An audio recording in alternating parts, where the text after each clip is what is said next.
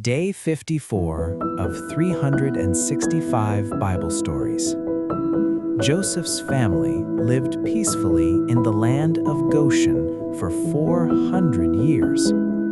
While Joseph was alive, the Hebrews were safe and lived in peace. But many years after Joseph died, a new king began to rule Egypt.